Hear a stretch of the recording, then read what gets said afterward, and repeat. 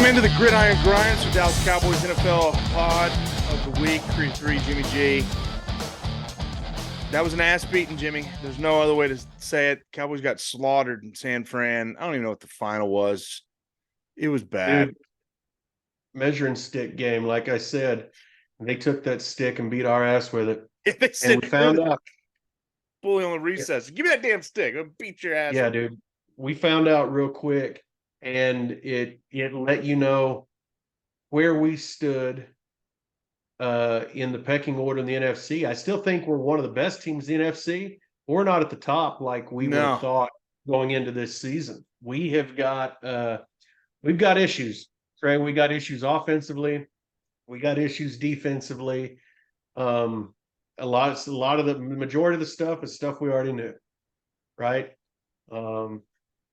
Yeah. Sadly, I think Oh, go ahead. Dak's not the guy. I don't think it's anything Man, new. I've come to that conclusion. Yeah, I don't think Dak's the guy. It's just like he's never, to me, what is this, like his 7th year in the league? The last 3 years, so his 5th year, 6th year, and this year, I think he's gotten worse. Or at least he's not getting better. It's like he was getting better every year, and then he like kind of plateaued in his 4th, maybe 5th year. In the last couple of years, it's just he hasn't gotten any better. And it's like when things aren't going good, a good quarterback with experience, they're the kind of ones like, okay, let's stop the snowball. Let's not let this get any bigger. Let's, put a drive together. Let's get one on the board. Let's settle things down. And we just don't get that from him. It's like he's just reeling to try to make a play, and it's just not good enough to make one sometimes. And I think long term, I've always been a Dak guy, but it's hard for me to see our path to getting better than a one win in the playoffs and exit in second round team until we get better at the quarterback. I mean, we need to get better at other places. But, I mean, he's not even at the level of Brock Purdy right now. Brock Purdy, and that's crazy to me. He's outplaying him. And Brock Purdy doesn't do anything spectacular. He's not Mahomes and Josh Allen, Aaron Rodgers, but he does. It's like San Francisco and Shanahan and Lynch. They said, okay, here's what Brock Purdy does. And I mean, Mr. Irrelevant, right? So they have, golly, they had number 3 overall picks in Trey Lance and Sam Darnold there in San Francisco, along with Jimmy Garoppolo. I mean, they had other guys, it's just like we would draft a tight end to try to replace Witten, and Witten always, outlasts him. And it's like they went, okay, Purdy's our guy. What does he do best? And they mold the offense around it. And I think it's like, it feels like we feel like Dak is this caliber of QB that can do X, Y, Z. So we have our offense based like that. And we just refuse to swallow the pill that maybe he's not. Now, I think Purdy, around him, I think offensively, especially with McCaffrey and those wide receivers, I think Purdy's gotten better weapons. Yep. But I think the scheme, if you put Purdy on our team with the scheme, I don't think he'd be as good. No. And Dak would probably go out there and look like a Hall of Famer. Shanahan is an elite level coach. 100%. I mean, he really is. And I mean, he took Jimmy Garoppolo, took him to Super Bowl. I mean, he's done nothing special since. Brock Purdy. I mean, Shanahan's elite level guy. Cowboys are a lot further behind San Francisco than I thought. Defense dominates teams that aren't very good, but, Cardinals ran all over us. San Francisco did anything they wanted to. It was just kind of a humbling – to me, it kind of made me sad that what was that, week 5? I think the team, the ceiling of this team is what they were last year. Be lucky to play the Bucks or Saints or someone like that in the first round, beat them, and then lose to either Philly or San Fran in the second round. That's what the team. That's it. That's the best this team can accomplish. And what's really frustrating is you don't have the mentality like we used to, when we were winning Super Bowls. And I can remember going, it doesn't matter who we play. Like, it doesn't matter who we play. We're going to beat them. We're going to go to the conference championship game. Yeah. And then all we got to do is get past San Francisco. We're going to win a Super Bowl. There's nobody they can put up against us until the conference championship that is going to beat us. And now it's like, okay, if we win, let's hope that this team over here upsets. It's like we have to have other people win the game for us as opposed to taking care of business ourselves. It's really frustrating. It's frustrating to know. I mean, this team's not going to. This team has no chance to win a Super Bowl. But even when we had Romo, I at least had hope because he was capable of greatness. Mm-hmm. Now, he obviously wasn't that all the time, but Romo could just play out of his mind in a game, throw for 500 yards, and lead a team to victory. He was capable of doing that. Now, he didn't do it all the time, and that's why he had the career he had, but he was still capable of it. I don't even think Dak anymore.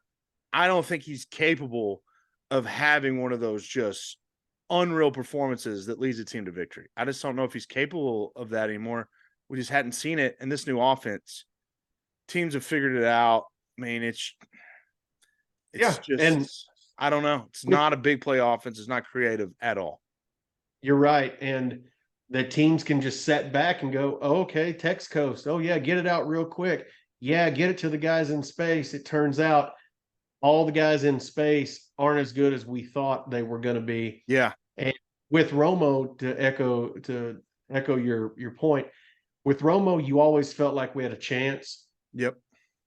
With Dak, it's starting to feel like we don't got a chance. Like you're waiting for it to mess up. Like you don't believe it until the game's over. With Romo, you were like, okay, we got this. We're going to come down and Romo's going to lead us. And he may throw a pick, but at least it was trying to that in him, make it win. He had a dog in him, and it doesn't feel like Dak. I don't know. It just doesn't now it's feel like if our defense doesn't absolutely shut him down, I don't, that's what I feel like now. It's like our defense has to perform at such a high level or we don't have a chance to beat the really good teams. Right. So it's getting frustrating. Yep. But the Cowboys Monday night play the Chargers, a team we've had success against in the past. I wouldn't be surprised if the Cowboys win this game and everybody feels great about it again, but it's hard to believe, you get beat by the Niners in your own division like we did, to having faith. But, still would like to make the playoffs. That'd be nice. Make it 3 years in a row. Play the Chargers Monday night. And, who knows? Maybe something will happen down the road, but it's just not giving a lot of confidence right now that this team. Dallas favored too. Besides one playoff game like last season. So you never know. It's a long season. Anything can happen, but right now it's kind of depressing that this team might not be capable of winning the Super Bowl. All right, we'll move into questions of the week. Get your questions in, gridirongrindsports.com, gridirongrindsports@gmail.com, Instagram, Twitter, DM us, hit us up, comment on the video. We'll pick the best one every week on our Cowboys NFL pod and get to it. And this one comes from Bruce from Lindsay, Texas. His question, Jimmy, is assuming he's asking us based off the Cowboys drumming of San Francisco. He doesn't say anything about the Cowboys, but I'm assuming that's where this comes from. Who are y'all's Super Bowl contenders as of right now? In the NFC, obviously there's a clear two.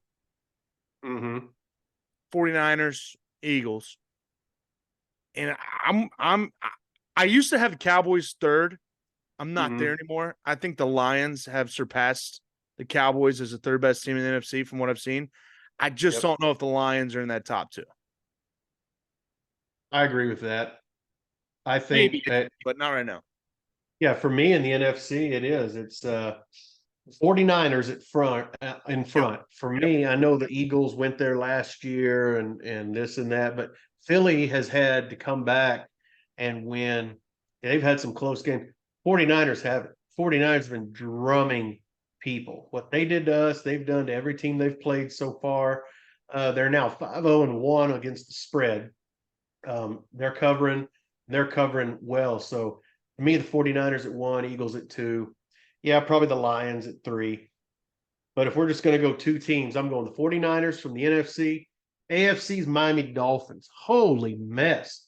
Dude, all that Mike Yes. McDaniel does is put up points. He's what the Chargers thought they were going to be when they get Kellen Moore. Yeah. Chargers had put up the most points so far, but yet hadn't won a game. And now they're 2-2. But up to that point, they were 2-0, or excuse me, 0-2, and hadn't won a game, and were the number one offense in the league. Miami Dolphins, on the other hand, are 4-1, and I mean, I don't know who in the AFC is going to beat them. So I mean, I guess those are my the two Super Chiefs. Bowl contenders. Chiefs are up there because they have Patrick Mahomes and they've won Super Yeah. Bowls. So it's kind of one of those like the Georgia Bulldogs. You got to prove you can beat Kansas City first. But yeah, I'm with you. The Dolphins looked the most impressive, even though they got beat last week pretty soundly by the Bills. But that was kind of a big game and a good spot. That was their measuring stick game too. Yeah. And I think McDaniel's good enough to go, okay, I figured out what we need to do. And the injury bug, of course, is so important to whatever team you want. But yeah, and the Chiefs are another one that they've kind of looked a little vulnerable, man. You're finding it's not like, the Patriots went so long with getting these no-name guys and it just working. And then eventually, it's like you knew that wasn't sustainable, but you're like, golly, they keep doing it. And eventually it got them. And all these no-name guys, it turns out, they're no names for a reason. They're still NFL players, right? But, and then now you look, they lose Brady, and then you see where they're at now. So I think that's a little bit of the Chiefs, especially on offense. It's like, oh, we can just plug and play.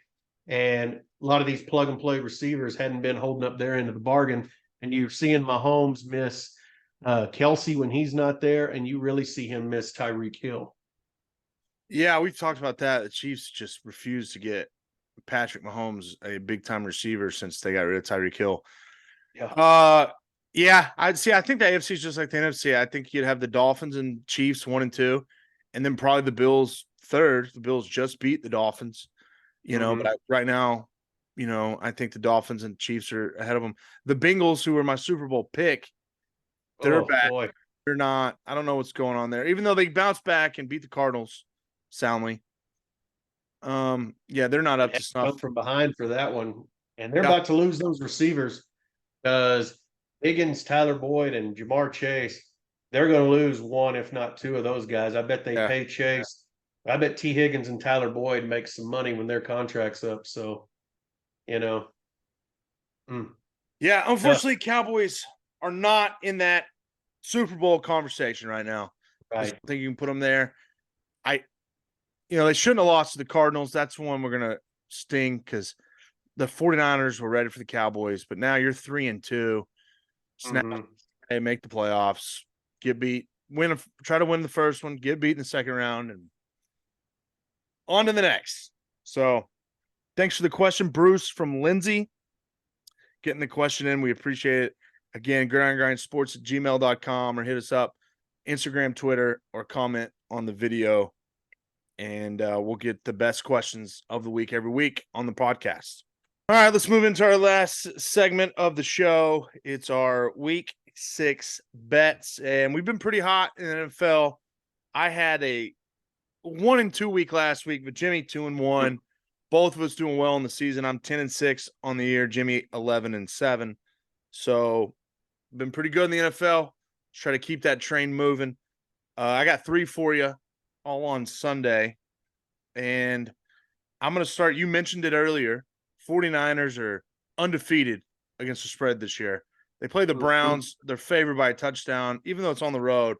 I mean, this 49ers team, they're looking like the Super Bowl contenders to me, like we just talked about. So I'm going to take the 49ers favored by a touchdown at the Cleveland Browns. I just think the 49ers are really good, and I think they win this game, and I think they win by probably 2 scores. So I'm going to take the 49ers -7 at the Browns. I like that one, and dude, I don't see how they don't cover that. I wanted to take the under. It's supposed to be raining, but the under's 37, and I'm going, man, San Francisco on a bad day could score 40.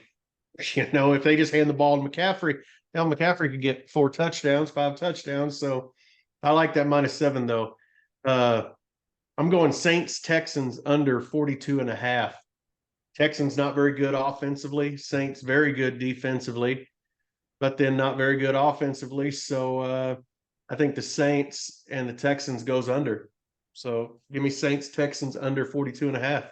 Good pick. I tell you what, rookie quarterbacks go. CJ Stroud has been impressive. I mean, they've had a couple big wins where they beat the Jacksonville Jaguars a couple weeks ago. I mean, Stroud's looked pretty good, but again, it's not like they're lighting up the scoreboard. You know, it's right. And the Saints as well, hit or miss. Is Derek Carr still out? Or was he back last week? I think he was back last week. He was back. Yeah, he was back, but they just hadn't looked great. But it's a good bet. My second one, the Patriots. How bad have the Patriots been? I mean, they've been really bad. They've had their Cowboys loss was the worst loss under Bill Belichick. Then they just had their worst home loss under Bill Belichick. I watched that team and I don't see any inspiration or life to play. No life. That's a great way of putting it. There's no life. Raiders aren't great, but they just got a big win Monday Night Football. I think the Raiders carry that over. Give me the Raiders -3 hosting the Patriots. I just no life in the Patriots, and the Raiders, I think, are going to be on a high after that win, keep the momentum going. It's all about confidence, so I like them to win by at least a field goal. Raiders -3 hosting the Patriots. Yeah, Garoppolo leads the league in interceptions, but going back, he's going to play. You know, the Patriots are one of those teams, man. We've said it before.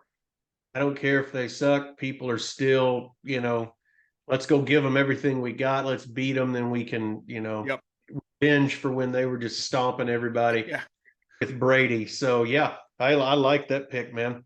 Yeah, it's not like I said, I don't love Garoppolo. I don't love the Raiders. But this is more of a pick against the Patriots. Yeah, I agree. I like that one. Staying with my under theme, Lions and Bucks under 43.5. I think Detroit's defense is way better than Tampa Bay's offense, and there's questions on Tampa Bay's offense. You've got guy Mike Evans questionable. That's a big target there for Mayfield, and Amon-Ra St. Brown for the Lions is hurt. They've got offensive lineman issues, injury bugs. So give me the under, man. Give me the under 43.5. And that if Amon-Ra St. Brown doesn't play, it's a completely different offense for the Lions. I mean, the passing game runs through him, and if he can't play, that's a significant blow to them. Then, like I said, especially Mike Evans. Mike Evans basically is the only target for Baker Mayfield. Could be a great bet. Next one, I'm taking a little bit of a chance here. I just kind of got a feeling. I haven't been impressed with the Eagles on the road. Well, the Eagles in general last couple of weeks. They're obviously top 2 team in the NFC, but they played Washington. It was close. Did they go to overtime? I think they did. Close game, overtime against Washington. Last week, beat the Rams by 6. They just played a lot of close games, and now they're going on the road again.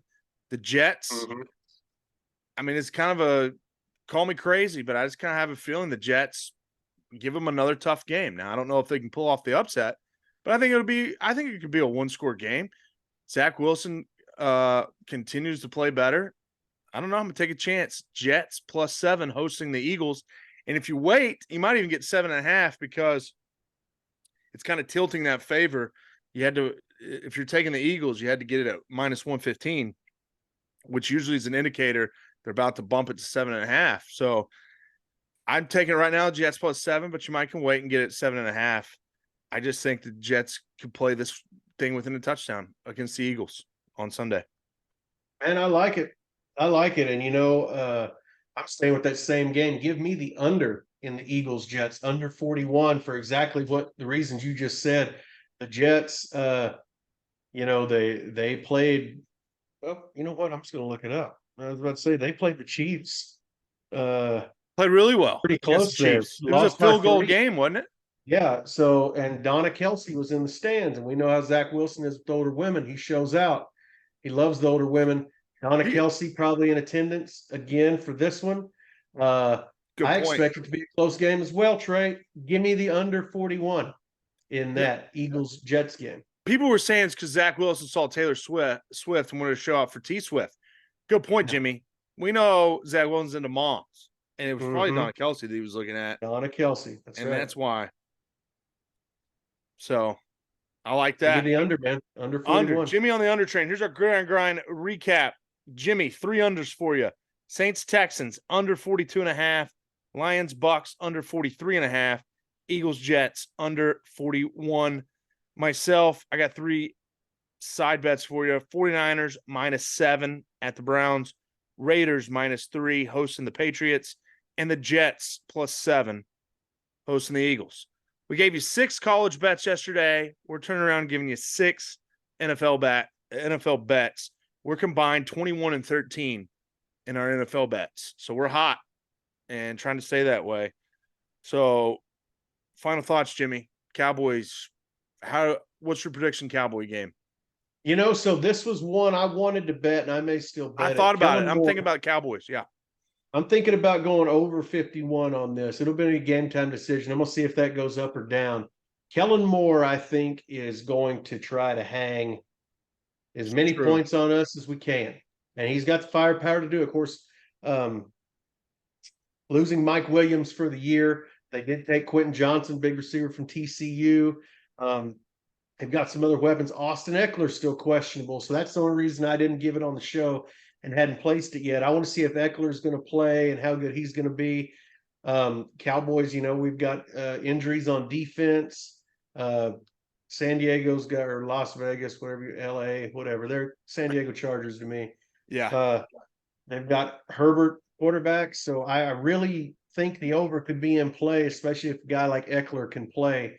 Because I don't know if our defense, if they get rolling, like I said, Kellen Moore, they can put up points. Well, points all you need for the over. So keep an eye on that one. That's a potential bonus pick for everybody. Just keep an eye on that one. Check your injury reports. But I really thought about taking that. For us to win the game, we're going to have to get pressure on Herbert. We're going to have to contain Eckler if he plays. He catches it out of the backfield. He's a pretty dynamic little running back. Unhappy and came back.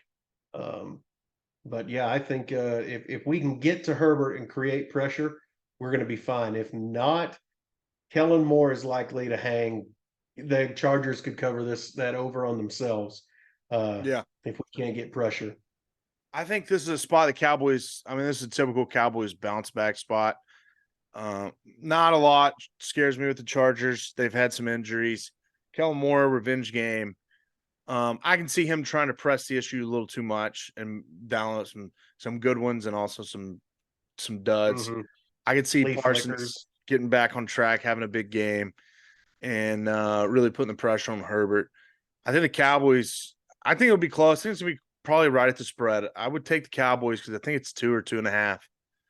I think the Cowboys are the better team. If they play towards their best football, I think the Cowboys are the better team. And I can just see this as kind of a spot we bounce back and play decent and get the win.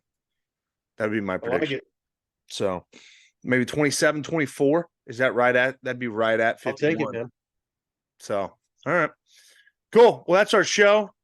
Dallas Cowboys NFL pod comes out Thursdays at noon. Be sure and check us out. We're on YouTube, Gridiron Grinds on YouTube, also Apple Podcasts.